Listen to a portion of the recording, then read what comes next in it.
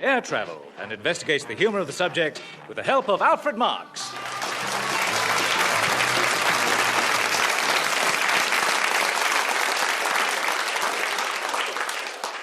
Two girls, back from their holidays, met at the office, and one said to the other, "My word, you look very brown. Where did you go?"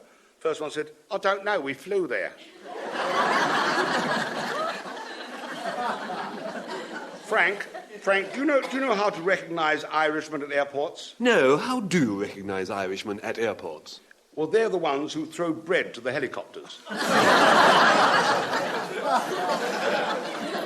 You know, there are lots of problems with supersonic air flight they haven't really ironed out yet. I mean, when you're going faster than sound, you can't hear what anyone says to you until you catch up with the words.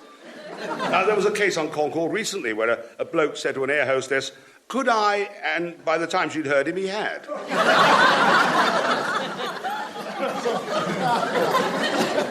This cinema usherette decided to leave her job, become an air hostess, and on her first trip to New York, 35,000 feet above the Atlantic, when the in-flight film had finished, she opened all the exit doors. British Caledonian flight BR279 will leave for Delhi at 17:30 hours. Pan American flight for Los Angeles will leave at 17:40 hours. The Aer Lingus flight to Dublin will leave when Mickey Mouse's little hand is on 8 and the big hand is on 12.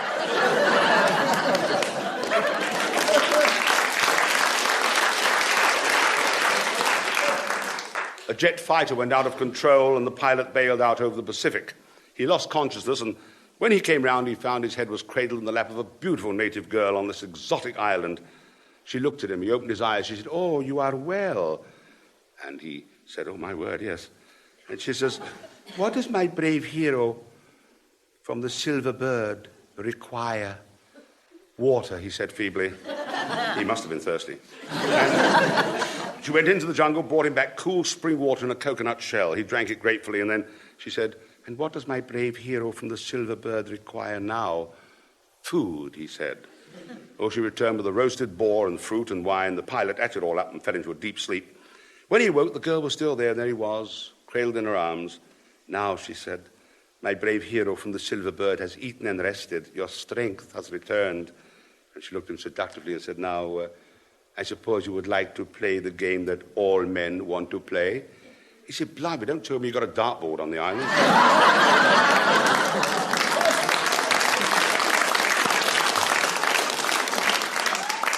Air travel is one of the great technological revolutions of the 20th century. In the words of Antoine de Saint-Exupéry, "The aeroplane has unveiled for us the true face of the earth." But despite the wonders of the new technology and the name Antoine de Saint-Exupéry, not everyone welcomed the prospect of man in flight. Henry David Thoreau. "Thank God men cannot as yet fly and lay waste the sky as well as the earth." Philip Wiley thought there were other more pressing priorities. "We're about to enter the age of flight before we've even developed a chair that a man can sit on comfortably." And now we can fly, airlines still haven't developed a chair that a man can sit on. Or women, for that matter, over the height of 5'2". It gives a new meaning to the song "Knees Up, Mother Brown."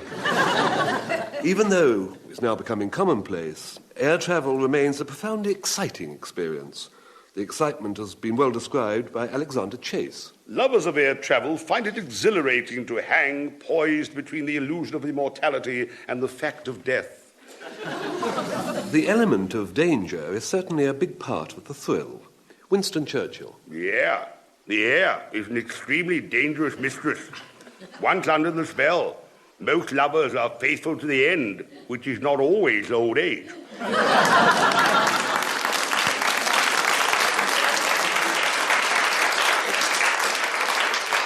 Well, certainly death and the threat of death are the mainsprings of much of the humour about air travel. I suppose it's another manifestation of the old fact that we laugh at what we're afraid of. Mind you, very few of us would actually say aloud what it is that we are afraid of. You know, airplanes, all comics do routines on airplanes, and they talk about fear and stuff like that, see. But none of them ever really come to the point, you see. And the point is this: I do not hold in what's on my mind. As soon as my foot hits the plane, I speak out. Hope the plane don't crash! Yes, sir. Speak right out. Sure, it shakes up a lot of people. But they're angry because they didn't say it. I got on one plane, I said, hope the plane don't crash. People said, hear, hear. And it was the pilot. I'm telling you right now, a lot of you get drunk, you just, and then you say, we landed, always ever again, sober right up. Okay, good enough. And I'll tell you something else. I want to know when the plane is going down. I don't want any stewardess walking by saying, oh, no smoking, just for fun. No, sir. I want to prepare myself for that crash. Guy, the worst thing in the world to do is die while you're reading Life magazine. I want to be able to do all those dumb things that I've been preparing and think. I want to put my arms out, brace myself, just in case, you know. Sure, my wrist may wind up in my shoulder joint, but I still might, I want to wait until it's 6 inches from hitting and then jump up in the air. I want to do those things. I don't care if I get wiped out. And I want you to face reality, too. I've told my wife about this a million times. When that plane is going down, I am not thinking about my wife and daughters. I'm sorry. A lot of you may say, oh, that's bad. I'm saying to myself, why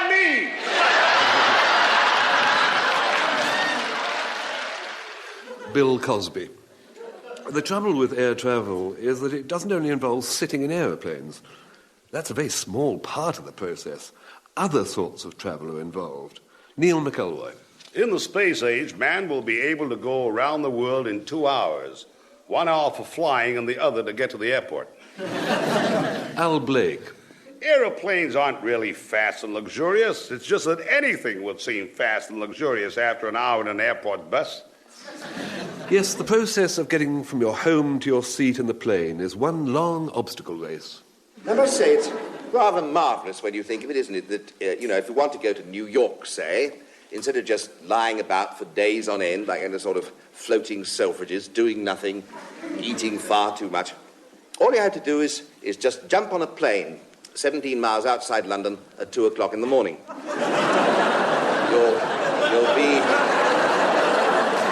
You can be in New York too late for breakfast and just in time to go to bed at noon. It doesn't take your physical body more than about a week to catch up with this. No, as the airlines say nowadays, flying is very, very safe. It is actually, we can calculate it is safer to fly than it is to cross the road. Mind you, I gave that up years ago where I live, in Kensington, near the air terminal. They have these airline buses whizzing about, I think the drivers have instructions to keep the statistics favourable.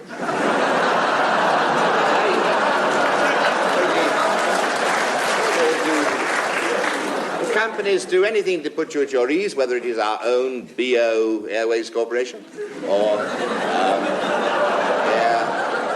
Air Linctus or any of those, right from the moment when they send you your ticket, often as much as 6 hours before you're due to leave. And it says on it that you are entitled to 20 kilos of free baggage, which is a wonderful international ring about it, kilos, You can always get down your log rules and slide tables and find out that this is, in fact, about 44 pounds, give or take an Oz. I always like to weigh everything before I go, and I do on my scales. They only weigh up to 10 pounds. They're marked in scruples. But I weigh everything, including the cases, and it usually comes to about 40 pounds. Put the things into the cases, 50 pounds. Can you explain it? It's the only example where the whole is greater than the sum of its parts. Anyway, off to the airport. And you're nearly there because you see this big notice saying, beware low-flying aircraft. There's not a lot you can do about that. Take your hat off. Then you go into the lounge and you sit down and the man comes up and tells you that you are on the advanced flight, which sounds marvellous, until you find out it means you've got to wait for another 4 hours. There's always a good reason for this. Either the plane has been held up in Beirut by some band of marauding riffs, or there's a wind over the Atlantic, something they haven't quite tumbled to yet. What they do on the Air Ministry roof, I do not know. Or Or else it's an untraced electrical fault, which means they can't find the radio operator. You sit there, you go on waiting there, if you haven't had smallpox, filling in your landing card next door to this big machine saying, insure your life for £250, loss of both limbs, half price. Until finally you hear a voice through the loudspeaker saying, so you do that.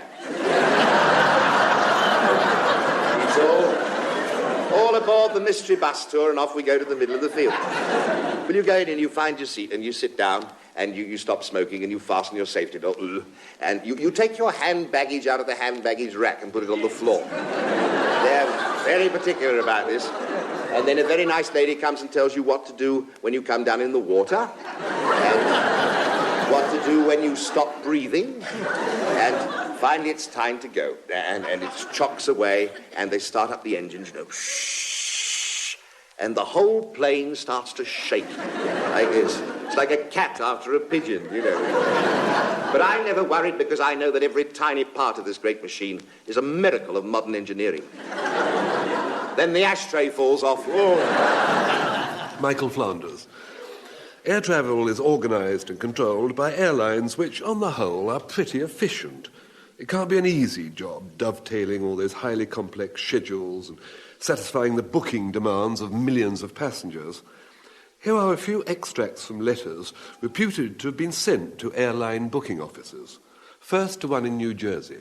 Dear sir, we are 4 couples planning a joint honeymoon for 2 weeks.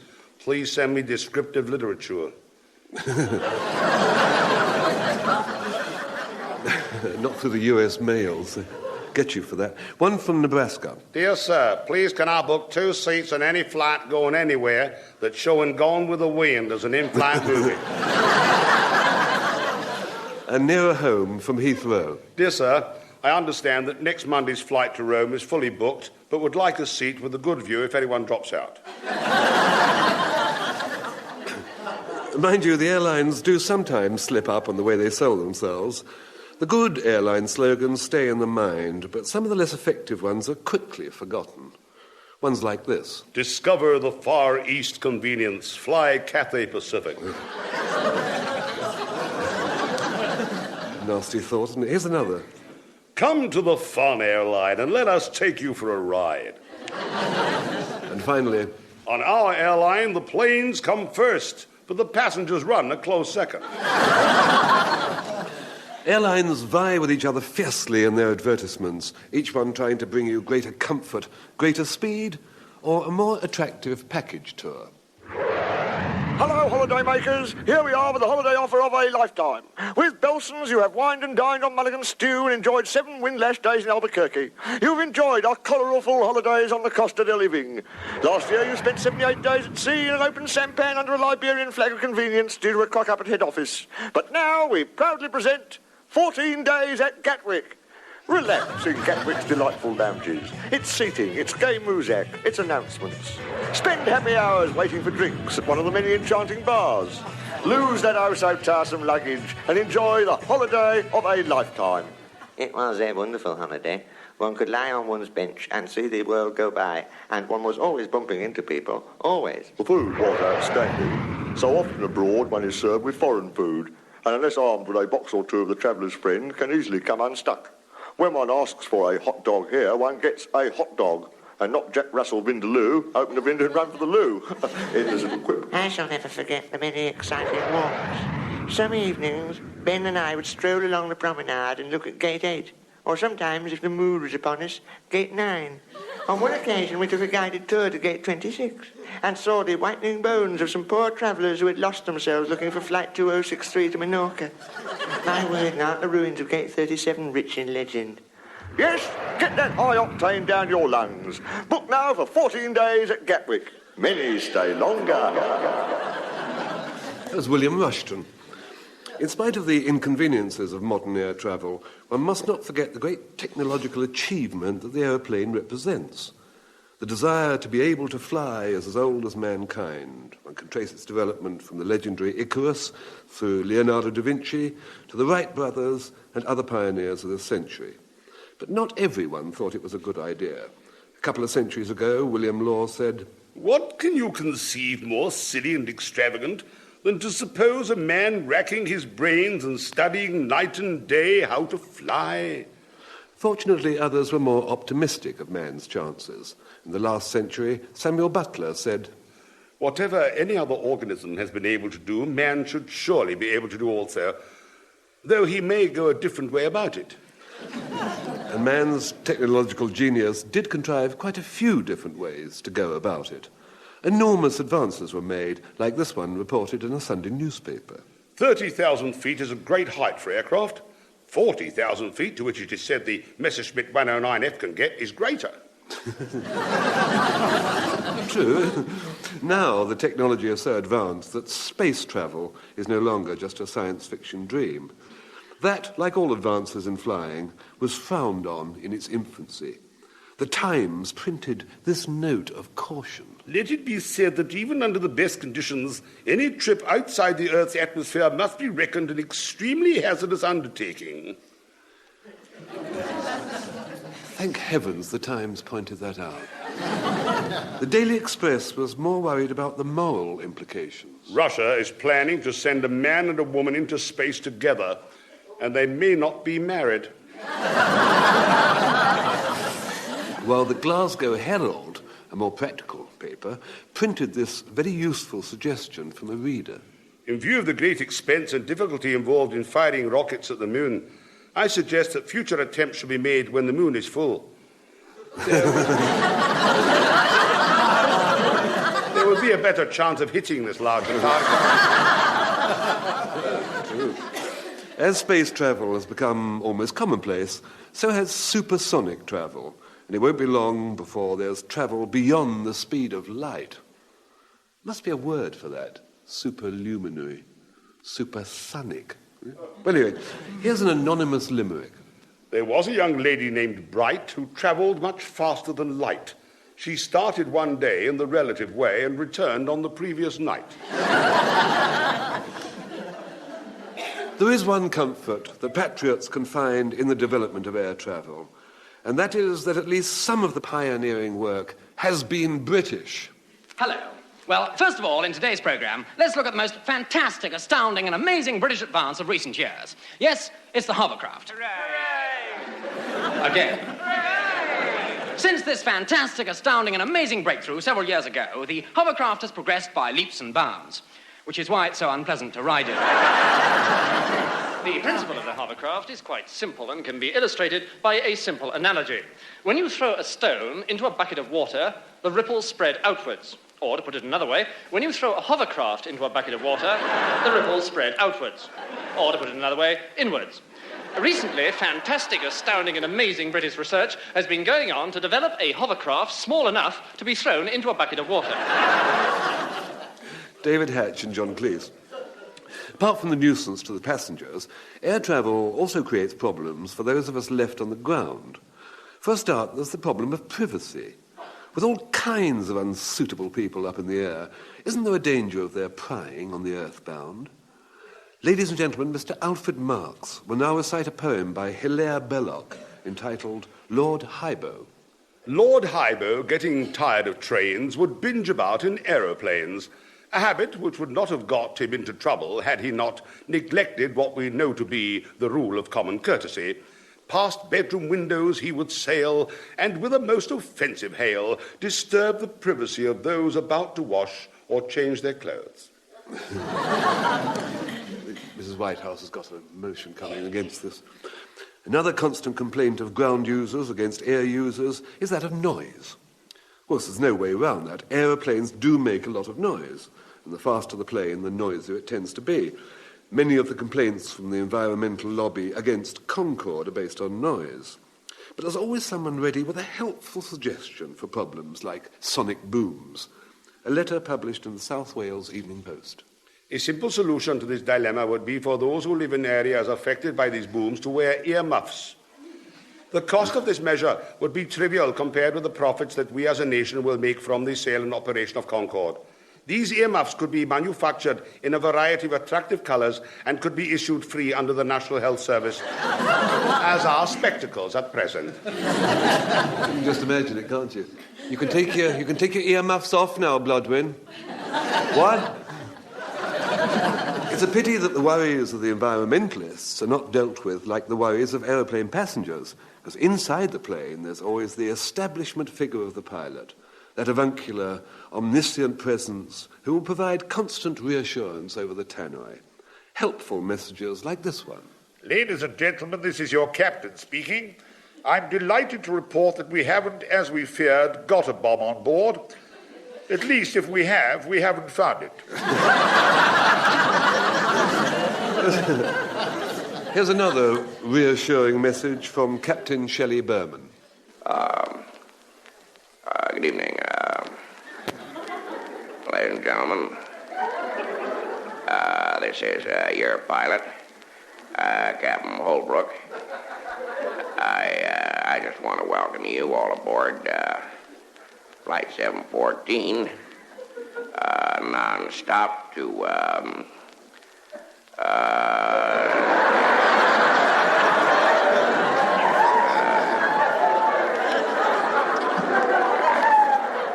Los Angeles.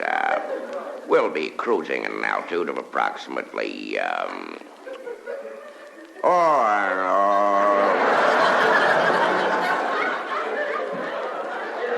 20,000 feet or so. We picked up a tailwind, so of course we'll be traveling approximately 350 miles per hour, and we should land 20 minutes ahead of schedule. Now, that scares the hell out of me, too, you know. I mean, we can land an hour ahead of schedule if he puts it down in Grand Canyon, you see. Shelley Berman. The captain of an aeroplane is the one who's always blamed in the event of disaster, and sometimes this isn't completely fair. A little verse by Darrell Catling. Don't blame the pilot. He was only semi-conscious at the time. But the captain isn't the only member of staff on a plane, of course. There are also the stewards, and perhaps even more important, those repositories of erotic fantasy, the stewardesses or air hostesses. Their life is not an easy one. For a start, their uniforms keep changing to try to catch up with passing fashion. A letter from the Bristol Evening Post. So the air girls are ordered to shorten their skirts by 3 inches. Any of them who are not trade unionists may not know that this constitutes an alteration in their conditions of service. Due notice must be given of any such alteration. It can't be much fun, can it, being constantly at the beck and call, not only of fashion, but also of a crowd of leering middle-aged executives away from their wives for a few days. A sad business. Let's hear an epitaph on an air hostess. Here lies a girl whose duties were, before death's pilot summoned her, sidling up and down the aisle with plastic trays and plastic smile, and serving with each plastic meal her plastic packaged sex appeal. But now her final flight's begun. Her eternal seatbelt is undone, and as her drinks were, so is she, now forever duty-free.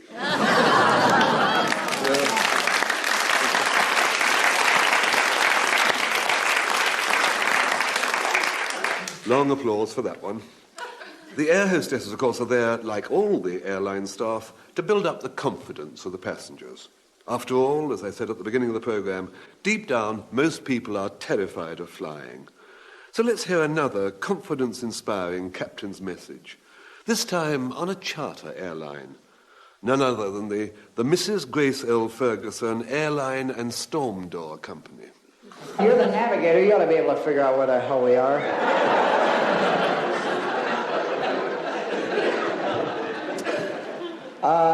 Good evening. I'd like to welcome you aboard the Mrs. Grace L. Ferguson Airline and Storm Door Company.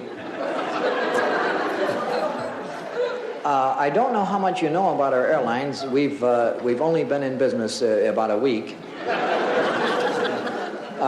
Our airline was founded on the philosophy that what the American public was really looking for was low-cost overseas transportation. We have attempted to eliminate what we call in the airline business frills and extras.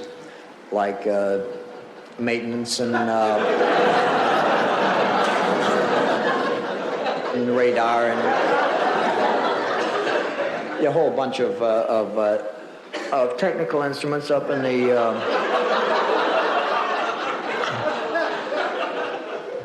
Roy, have you ever had one that hangs on for about 4 or 5 days?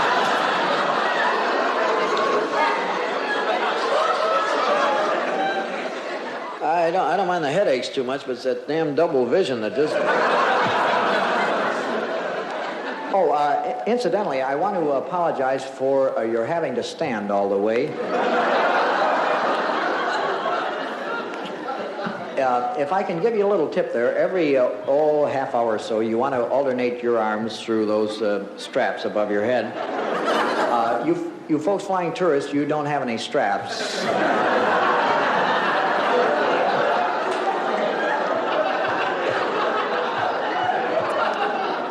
So don't bother looking for them.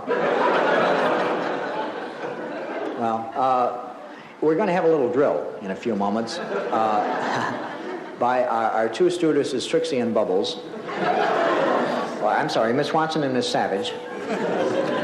And they'll show you how to put your life jackets on. There really isn't that much to it, but a lot of people get them on backwards.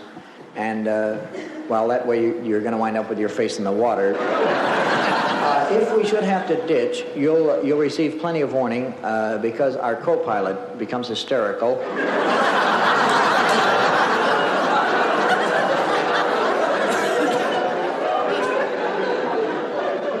And he'll start running up and down the aisles, yelling, we're going to crash or something like that.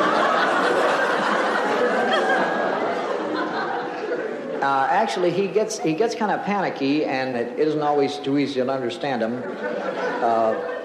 At least it hasn't been in the past, anyway.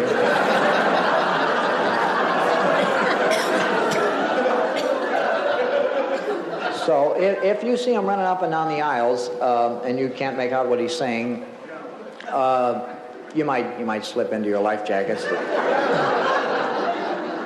Be on the safe side. I'd like to answer some questions that you may have about the airline. It's the woman right here. Ma'am, if I may, I'll repeat the question so everyone can hear it. If we should ditch, how long would the plane remain afloat? Was that your question, ma'am? Golly, that's awful hard to say, ma'am. Some of them go down like a rock, you know.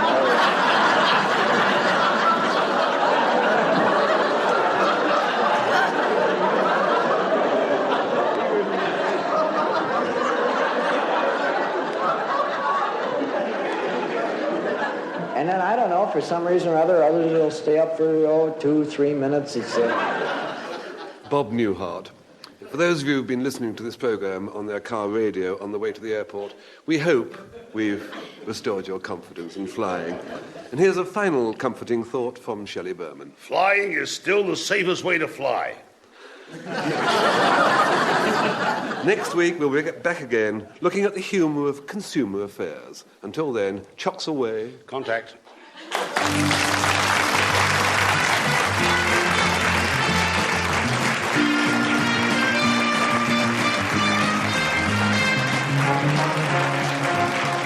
Muir Goes Into Air Travel was produced by Simon Brett.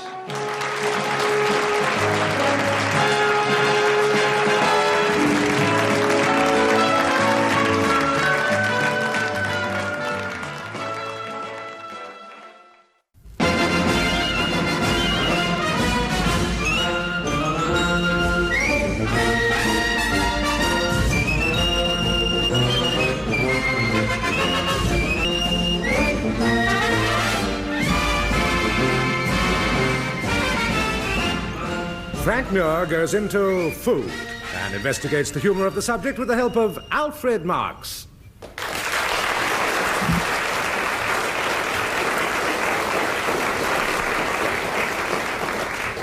A man went into a grocer's and saw a sign, normal eggs, 30 pence a dozen, square eggs, 50 pence a dozen.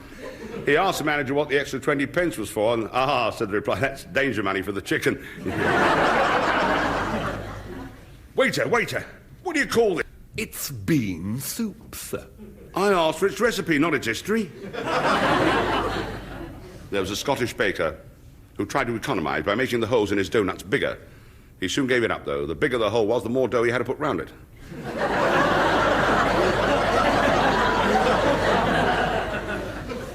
Waiter, this food isn't fit for a pig. Right, I'll go and get some that is.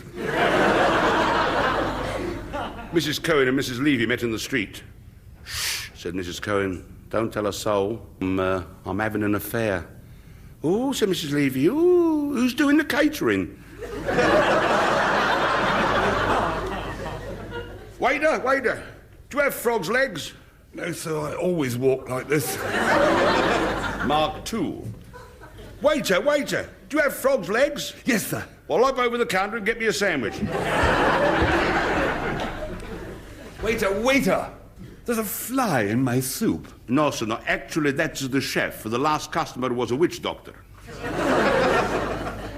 Waiter, this coffee tastes like tea. Oh, I'm sorry, sir. I must have brought you cocoa by mistake. A very fat man met a friend who also used to be fat, but was transformed into a little trim figure. He'd lost 2 stone in a fortnight. How did you do it? Asked the fat one. Diet? Well, partly, said the thin one, but it's drugs mainly, you see. I went to Dr. Brown, he gave me these amazing tablets. But don't they have any unpleasant side effects? No, said the other. No, they're very nice. Every night when I go to sleep, I dream I'm on a desert island with hundreds of native girls. I spend all my dreams chasing them round, and when I wake up, I lost another couple of pounds. Well, that's great, said the fat man. He rushed off to the doctor's surgery, got his prescription for the tablets and started taking them. But within a week, he was back at the doctor's, thinner but disgruntled. What's the problem? Asked the doctor. Oh, you're losing weight? Oh, yeah, I'm losing, yeah. But, you see, my friend has this marvellous dream about chasing native girls, see? And I dream I'm on a desert island, but it's full of ghastly cannibals. And they chase me all night. Well, it's quite simple, Dr. Brown explained. Your friend's a private patient, you're on the National Health. Food is important stuff in our lives, and there's a great deal of humour attached to it. Gluttons have always been thought funny. More recently, the excesses of slimmers and dieters have found their way into comedy scripts. And the gastronomic differences between countries still linger on as the most obvious means of identification. For instance, the French are frogs. The Germans are krauts, from sauerkraut. The Irish are Murphys, spuds. Apparently it also works in reverse, and the French call us roast beefs. Won't last long with current meat prices. It has been held that personality is defined by diet. You are what you eat. Certainly Dr. Johnson didn't think that food was a sub lightly taken. But some people have a foolish way of not minding or pretending not to mind what they eat. For my part, I mind my belly very studiously and very carefully. For I look upon it that he who does not mind his belly will hardly mind anything else. George Bernard Shaw wrote, "There is no love sincerer than the love of food."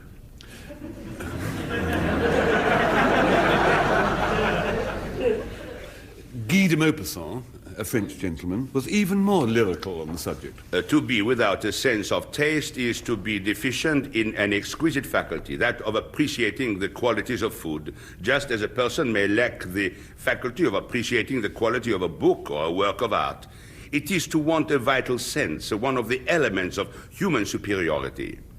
The Reverend Sidney Smith saw much of human behaviour in dietary terms. Soup and fish explain half of the emotions of life. And Mark Twain, how food could enhance any pleasure. Nothing helps scenery like ham and eggs. While we're on the subject of eggs, let's hear from Oscar Wilde. An egg is always an adventure. It may be different. From all these learned comments, you can see that our relationship with food is an extremely serious matter, and one that we must investigate in depth and at length. Let's begin with some elementary information on the digestion from the works of Bleendriebel. I've been finding out quite a lot of interesting facts in the last few weeks from Bleendriebel. Did you know, for example, that you've got 3 miles of tubing inside you? There's over 3 miles of horrible old intestine wound up inside us. And every time we eat, food has to travel 3 miles along the awful stringy intestines before it can get to your stomach. Imagine the poor old bits of potato fighting their way through the miles and miles and miles of thin tubing before they get to their destination. It must take hours to get there.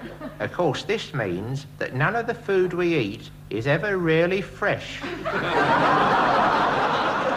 Never is, no matter what it's like when you put it in your mouth, it's always stale by the time it reaches your stomach. And that's the reason why most people feel so ill all the time. I must say, I can't bear the thought of all the food I eat, struggling along for miles and miles in the dark, getting staler and staler every moment. I can't see why we couldn't have one simple tube that would go straight to the stomach without any of the detours. Then if we could just put the food into our mouths, it would drop directly down onto the stomach. I suppose the only trouble is that it might bounce back. At least if you ate a great big heavy mouthful, it might drop down and land on the rubbery lining of the tummy and jump right out again. It'd be dreadful sitting at dinner parties with all the food jumping out of everybody's mouth hole. People would have to have special little nets to catch the food, so they can get it when it bounced back. Perhaps there's something to be said for the intestines after all. I should read a bit of Bleendreeble if you're interested in your insides. Peter Cook as E.L. Whisty. A good attitude to digestion is that recommended by Mark Twain. Part of the secret of success in life is to eat what you like and let the food fight it out inside. Mind you, if you do have any trouble with your innards, keep cheerful about it. Here's an extract from a Cheshire Public and Circular. The film reviews in a lively and amusing manner the various ways in which a victim of food poisoning might have been infected. Good laugh. It's a good laugh, you know. The most common way of getting food poisoning, if you're interested, I don't know whether it's lively and amusing, is by eating food that has been unhygienically prepared. You know, breathed over and fingered. Here's Dr. Johnson on the subject. The French are an indelicate people. They will spit upon any place. At Madame de Bocage, a literary lady of rank, the footman took the sugar in his fingers and threw it into my coffee. I was going to put it aside, but hearing it was made on purpose for me, I even tasted Tom's finger. The same lady would needs make tea à l'anglaise. The spout of the teapot did not pour freely. She bade the footman blow into it. Well, it would unclog it, wouldn't it? Let's move on to a rather more frivolous treatment of food. Television cookery experts have always been highly successful personalities. Yes.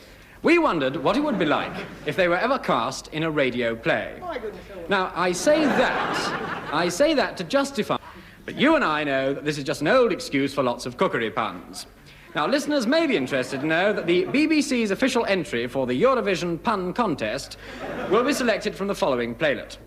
Well, let's go then, and please remember, television cookery experts and radio plays. We start with the title of the play, Pots and Puns. That was pun number 1. Pun number 1. Boiled beef and carrots, boiled beef and carrots. Who's there? It's me, Lord Stilton. May I have entree to this joint? Why, of course. Oh, my lord, you're dripping. You'll be kitchen your death of cold. Thanks. I got caught in the reindeer. Come, toast yourself at the fire. Excuse my cooking apron. You always look a tasty dish, Meg, whatever the dressing. Oh, you menu. You're always flattering. No, I mean it. You're a lovely bit of crackling. I could eat you all up. I mistrust men who are too fresh. They soon go off. I admit it. In the past, I was a loose liver. You've certainly got an awful reputation. But I've simmered down now. It's only when I'm with you my heart starts boiling over, Meg. Oh, Meg! You drive me off my nut, Meg. Don't give me the cold shoulder. Oh, you'll get over it. It's just a flash in the pan. No. Let us be married. I'll be true to you. To the end of my days. This is so sardine. I'm afraid your you're just not my... Cruel cold tongue. I suppose the truth is you've got other fish to fry. As a matter of fact, I have. Who? You see, Who? I'm in love with Police Constable Dick Dangerfield. Yes, I lost my heart the first day I spotted Dick. Pa, the village copper. Use your loaf sugar. He hasn't got a sausage. I know he only gets a small celery, but I'll run off with him whenever he cares to say go. You're nowhere in the right. So, you turn me down for a penniless country dumpling. If I make a hash of things, I'll just have to stew in my own juice, as my ma might say. Sir, you give me the raspberry, eh? Very well, then, I shall have to start treating you like a tart. Well, what sauce? And hand me, sir, or I scream. At last you get your desserts. And screaming won't help you, it'll only make me a little rasher. You shall be the mother of my child. No, I can bear it. Curses, there's someone at the door. Help, the door's open. Just lift the ketchup. Hello, there's something fishy going on here. What's cooking? Dick, my darling. It's nothing, Constable. The lady was just behaving like a custard. Behaving like a custard? Yes, getting upset over a trifle. He nearly made mincemeat of me. Ah, a bit of a hot dog, eh? I've only got 2 words to say to you, sir. Irish stew. Irish stew? Irish stew for a salt, buttery and...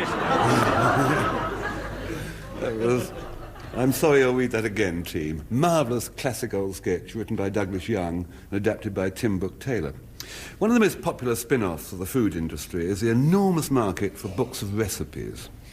New ones seem to come out about 3 times a day, with trendy titles like Geoffrey Chaucer's Middle English Cookbook, The Imbecile's Guide to Cookery, 1001 New Things to Do with Your Aubergine, the Bedsit Stuffed Camel Recipe Book. What is more, they're all bought, and then they join the vast pile of other cookery books on the greasy kitchen shelf, and then they're forgotten about.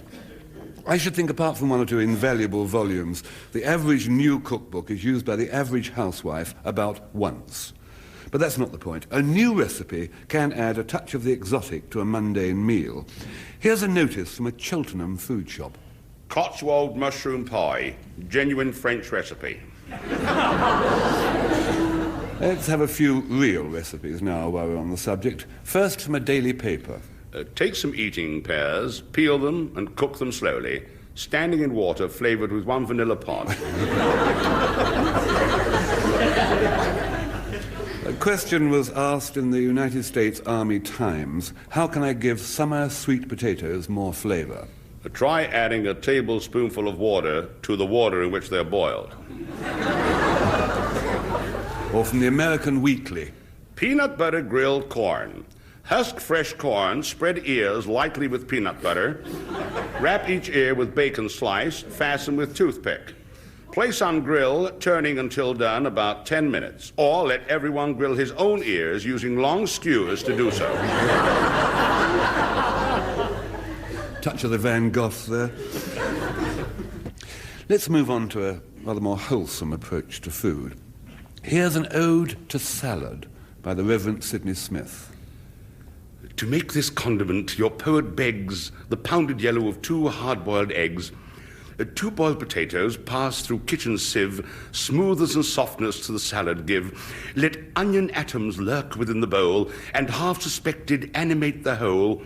Of Morton mustard, add a single spoon. Distrust the condiment that bites so soon. But deem it not, thou man of herbs, a fault to add a double quantity of salt. And lastly, o'er the flavoured compound toss a magic soup spoon of anchovy sauce. O green and glorious, O herbaceous treat, to attempt the dying anchorite to eat. Back to the world he'd turn his fleeting soul and plunge his fingers salad bowl. Serenely full, the epicure would say, if fate cannot harm me, I have dined today.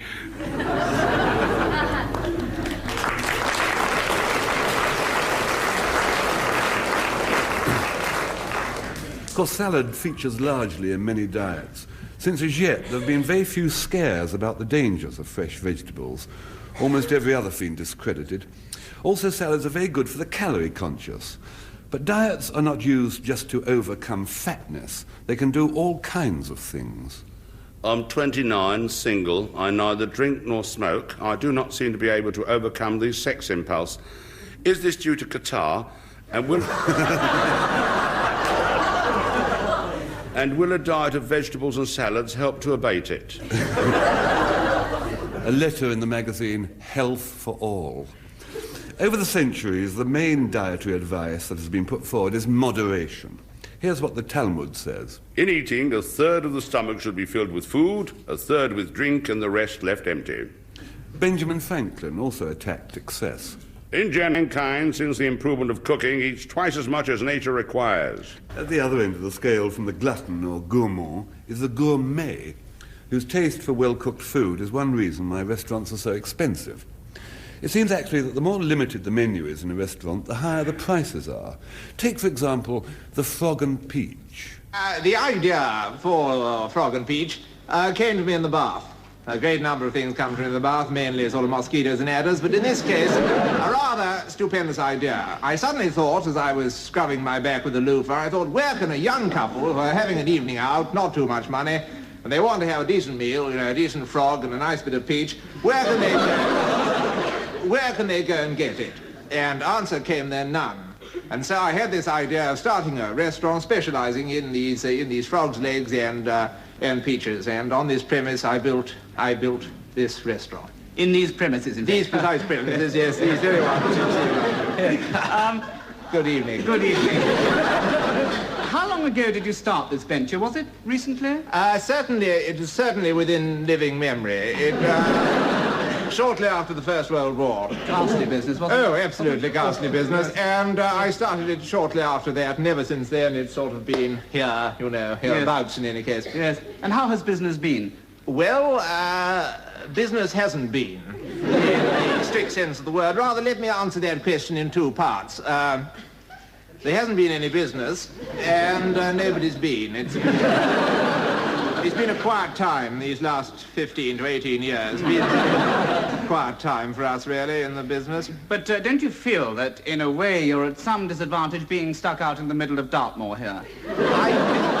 I think the word disadvantage is awfully well chosen there, yes. This is what we're at. We're at a disadvantage. You see, when I had the idea, I weighed up the pros and cons, and I came to the conclusion, rightly or wrongly, or possibly both. Or neither. Or neither or neither, as they say in some part of the country. Or quantro. Indeed. I thought that the pros outweighed the cons by about 2.5 ounces, and I thought the people in Britain were crying out for a restaurant where there wasn't any parking problem. In fact, I heard somebody in the street crying out strong without a parking problem. A Norwegian sailor, I believe, on leave. He was saying, "Oh, for a restaurant without a parking problem." And this sort of inspired me to start this one. There's no parking problem here, situated as we are in the middle of a bog in the heart of Dartmoor. Yes. No difficulty parking, some difficulty extricating your car, but otherwise well situated. Yes. Good evening. Good evening. Don't you feel, again, you're at a disadvantage because of your menu? I mean, the menu, oh dear, yes, that is, this has been a terrible hindrance to us, building up a business. The menu is the most, have you seen it? Well, I have, It's the most appalling thing. It's, there's so little to choose from. You can start with, what's that? Spawn cocktail. Spawn cocktail, one of the most revolting dishes known to man. Then there's only two other dishes, really. There's frog à la pêche, which is frog done in Cointreau and with a peach stuffed in its mouth. And then, of course, there's pêche à la frog, which is really not much to write home about. It's a sort of... The waiter comes to your table, he's got this huge peach on it, which is covered in boiling liqueur, you see, and then he slices it open to reveal about 2,000 little black... It's one of the most disgusting sights I've ever seen. Peter Cook and Dudley Moore. Whether eating at a restaurant or eating at home, you must watch your table manners. This has always been important. Here's Fra Bonvicino from the 13th century. Let thy fingers be clean. Thou must not put thy fingers into thine ears or thy hands on their head. The man who is eating must not be cleaning by scraping with his fingers at any foul part. Or Tannhauser from the 14th century. You match your throat whilst you eat with a bare hand. But if it happens that you cannot help scratching, then courteously take a portion of your dress and scratch with that. And a homely word of advice from Hannah Woolley, late 17th century. Fill not your mouth so full that your cheeks shall swell like a pair of Scotch bagpipes. Yes, observe manners and observe hygiene. Now, hygiene is all important. Here's a report from the Western Daily Press. Waitresses used eyebrow tweezers to remove flakes of rust in dishes of jelly at the cafeteria. And Councillor Will Johns, who told this story to last night, asked that in future the eyebrow tweezers be sterilised. Reports like that make one glad not to know what goes on behind the scene. What the eye does not see dropped on the kitchen floor, the heart does not grieve over eating off of the plate. But it still might be useful to get some insight into how restaurants work. Hello, anybody there? Oh, hello, I'm Julian. This is my friend Sandy. Oh, hello, Mr. Hall. Oh, it's nice to have you today. Yeah. Oh, yes, welcome to our bijou restaurant X. So you're restaurateurs now? Yes, Oh, yes. We took it up after our success writing about Manjari in the glossy. Yes, we're a bona viveur of your Sunday sup. Yes, that's right. He's a sort of inclement Freud and I'm a sort of germ carrier. Don't do it for the money, of course, just to oblige our chums. Yes. Get a lot of telly people in. Yes, Reynard Laspoon, the choreographer, he's always in. Loves our Omi cooking, doesn't he? Yes. And then there's Pandro Wildebeest, television director. Or producer, actually. That's right, isn't he? producer. Yes, does all those tough, hard-hitting documentaries about life on the coalface and steel smelting in Sierra Leone. Lives in that little pink cottage round the corner. Lovely person. Always dropping in for Jules' speciality. Always does, drops in for it. Likes what I do with the herbs, you see. He does. He does. Jewel and his herbs. Yeah. Oh, he can do anything with a few herbs. It's a gift with him. No, shut up. No, it is. Don't No, run don't- yourself down. Oh. Don't run yourself down. You should see his bread poultice. No, he's always denigrating himself, Mr. Horn. Is he? Yes, he don't give himself value. Don't be strange, Mr. Horn. No, don't be strange. Sit yourself down. Yes. Now then, what you fancy? Well, could I have a Vada at your entrees? Oh, he's bold, isn't he? Here, here's the menu. Yes. Oh, I see you've got lally of lamb on. Oh, yeah. Yes, your lamb's very nice. Or there's your jugged rye. That's Polari for hair. Oh, yes. Ah. We got it from our special charcuterie. Ah, charcuterie. Your butcher? Oh, you think so? Must be the way I've had my hair done. Kenneth Horn, Kenneth Williams and Hugh Paddock bring this programme on food to a close. Let's have a last thought from, aptly enough, Charles Lamb. Coleridge declares that a man cannot have a good conscience who refuses apple dumplings, and I confess I am of the same opinion. So as you settle down to your apple dumplings, may we wish you good conscience and good digestion. Next week, Alfred and I will be going to the subject of parties. Until then, from both of us, goodbye. Bye. Bye.